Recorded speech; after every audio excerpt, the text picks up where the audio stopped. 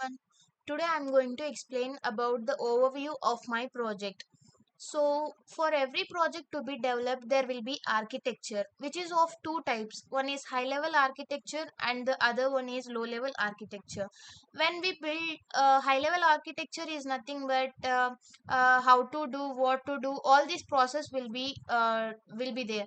But in the low level architecture, there will be which is also called as low level designs, where class names, methods, databases, design patterns will be there. When we build project, it has lots of parts of pieces, so they need to interact with each other, because they have upon interacting only the project will be successfully completed. So how this communication happens, this process is nothing but high level architecture. So I'll just draw so that I can explain you easily.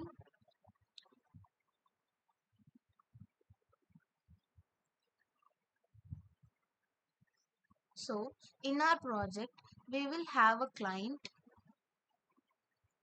application, and we are the payment pro system,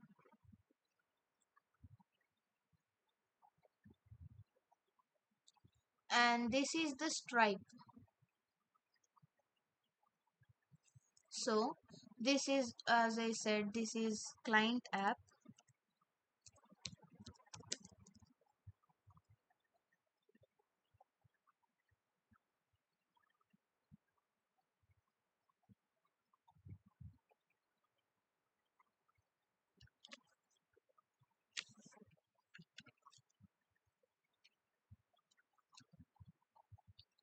and this is our payment system, and this is Stripe. Since we are doing a Stripe integration project, we have taken Stripe here. We can also take another payment systems like Trustly, Square, and PayPal also. The client is the one who wants the customer to make payments. Like, consider it as Amazon also, Amazon or Flipkart, whatever it may be. And we are the payment system who will develop a central payment system to make the payments possible. And this is a Stripe, which is a payment service provider. So let us take Amazon as an example. If Amazon wants the customer to pay amount, they will reach out to us by making an app, by making a call to us. So when the client makes when the client calls us, we will ask the Stripe that the customer is going to we pay through you. Shall it is that okay with you? The we will ask the Stripe, and the Stripe, if the Stripe is okay, Stripe will send an URL to us. Upon validating or upon analyzing the URL, we will send the URL to our client. The URL will be visible in the client app, which will redirect to another on a hosted page. Let us consider these as a hosted page, where the URL will be redirected to this hosted page.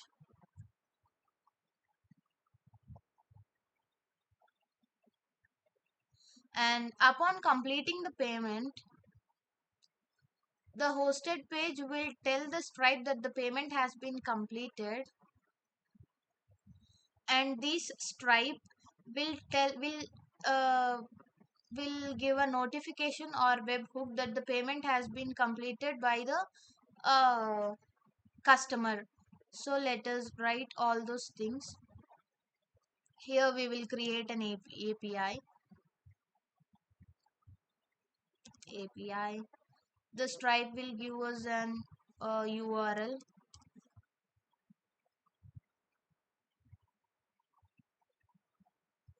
We will send that URL to our client app, and the client app will be redirected to a hosted page. And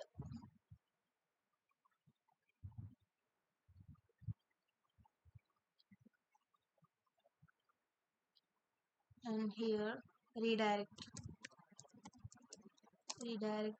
page.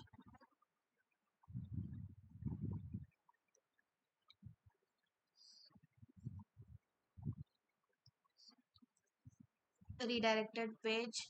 This is nothing but notification that the Stripe will give us.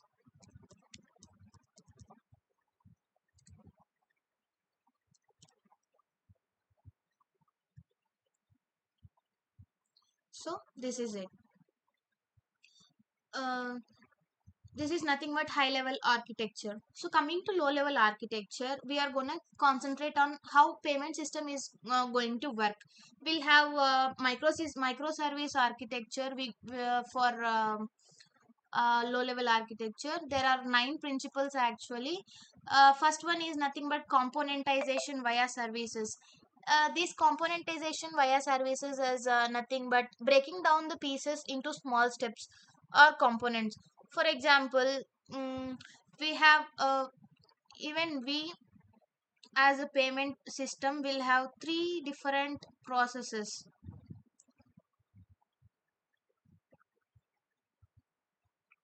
to do. This is payment validation,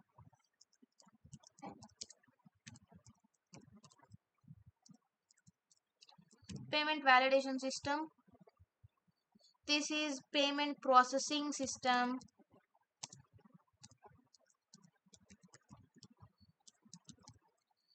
and this is Stripe provider.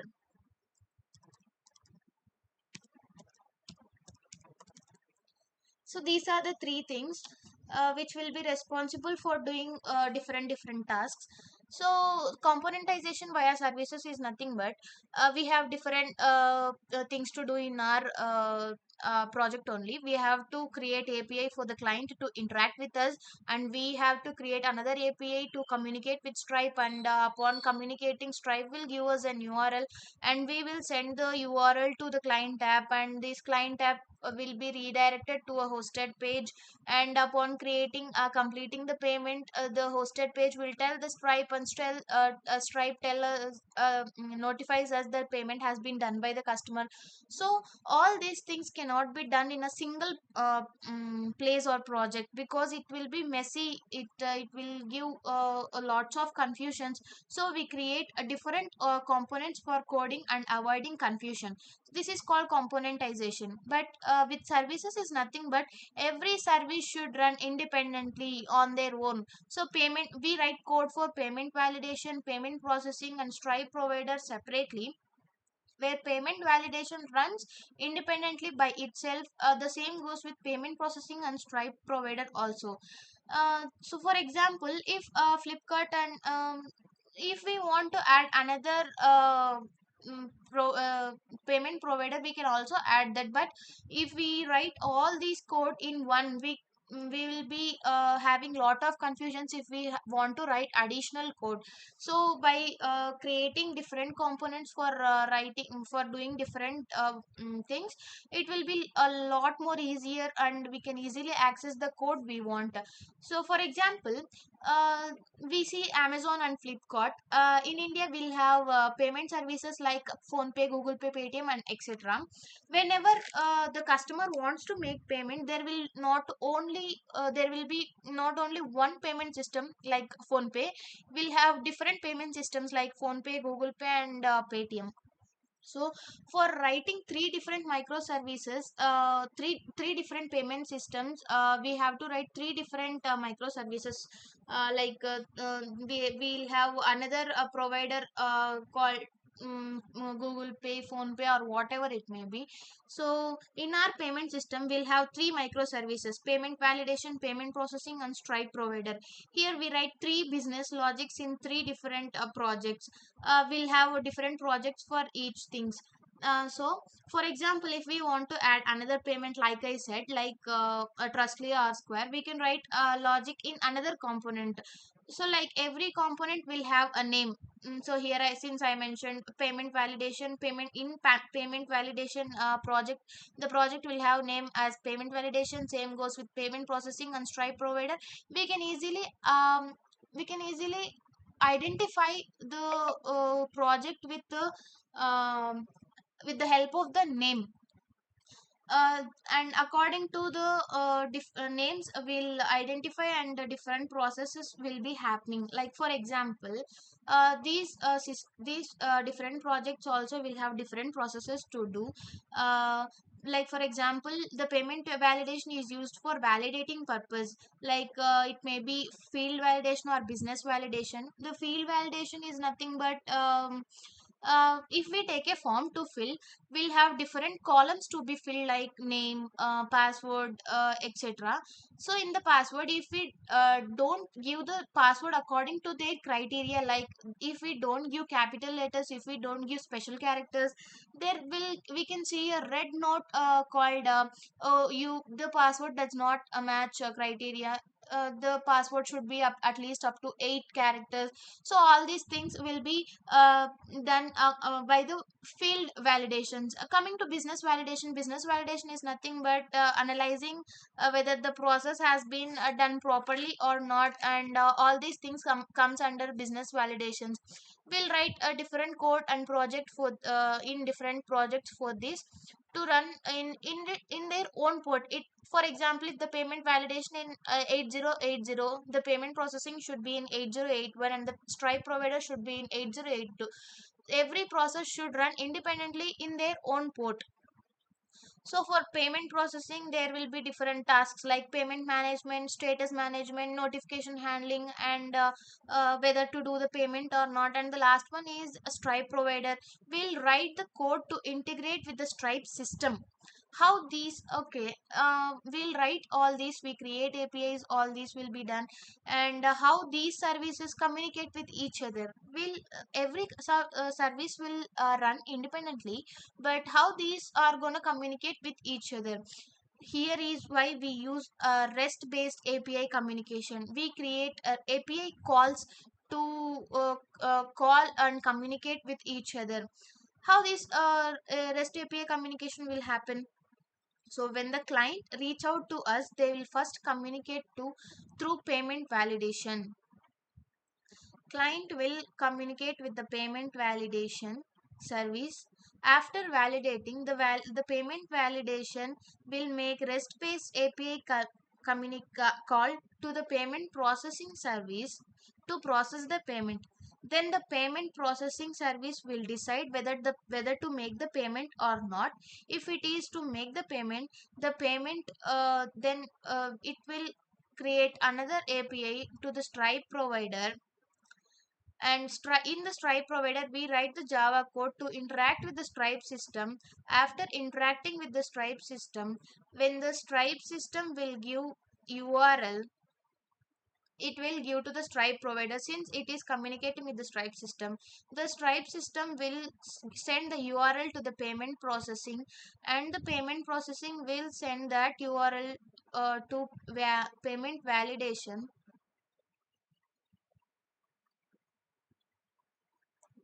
And this payment validation will send the URL to the client app, in which the URL will be redirected to another page, and notification, all those things will be happening. And so API will be called in request response method. Like if a client will request the payment system, and we will request the Stripe, and Stripe will give response, and we will give response to the client. So this is the process that will be happening. And this can also be done in JSON format, like where key value pair, like we'll have keys and values. So upon these principles, we'll communicate with these systems will communicate. So this is the first principles of microservice, which is nothing but componentization via services. So that the second one is nothing but decentralized data management. So every project will have a different database for managing their data. So payment validation will have different data since it has different processes and tasks to do, and similarly payment processing also will have different database. So let's create the databases also.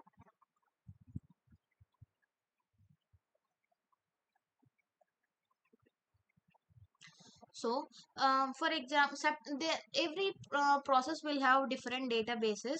So they can only communicate with their database. So payment validation only communicate with payment validation database. Similarly, payment processing also will communicate with its own database only. Likewise, Stripe provider will also communicate with that database of Stripe provider only.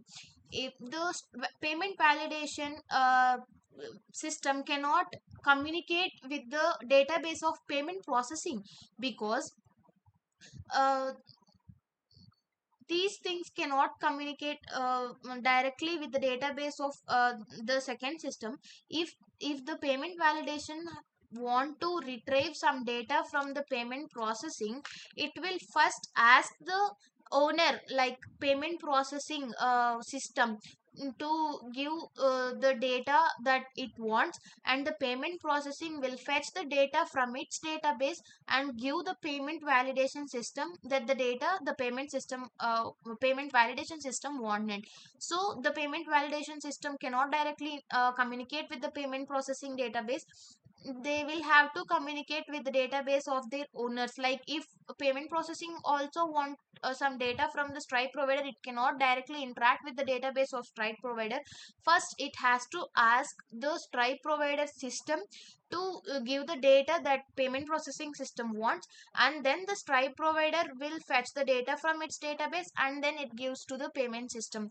So this is how database management will be happening. So this is what decentralized database management is nothing but. To run these things, creating the project on is not the only thing. We have to make the user to use that project. So to run this project, we use Amazon AWS EC2 machine for creating for making users to use. And for the databases we use MySQL database, which is also AWS RDS. And uh, for every project should have some secrets, should be maintained secretly. So we use AWS secrets manager, since the data should not be shared with anyone. Like even if we see the Stripe documentation, Stripe will have some things that not to be disclosed with anyone. So we'll have to maintain that terms and conditions of a Stripe by maintaining the secrets. So we will use Amazon Secrets Manager for managing the secrets of these project. And we will also do async communication between payments for communicating with client app. So we use message broker like ActiveMQ, or RabbitMQ, or Kafka, and many other things. So this is how our project is going to work. So finally, a few points to understand the overview of the project. We'll have a client app. Consider the client app as Amazon. And if the customer completes their shopping and want to click on the payment, then this payment system will reach out to us, and we will reach out to the payment system that the customer want to do. If the customer want to do it on Stripe, we will call the Stripe, that we will ask the Stripe that the customer is going to do payment in your system. So if Stripe accepts the request, and it will give a URL to make the payment. Upon validating, processing, and doing all the things, we will provide the URL to the client app, which will be visible only on the client app, but the payment will not be done here. So when the customer will click on that URL will be redirected to a hosted page where all the payment will be happening, like pin entering, amount entering, all the things will be happening. And upon completing the payment, the hosted page will tell the Stripe that the payment has been completed, and the Stripe will give us a notification which is also called as webhook, that the payment has been completed by the customer. So this is how our project is going to work. The coding and all the process will be discussing in the further classes. So I hope you understand. Thank you.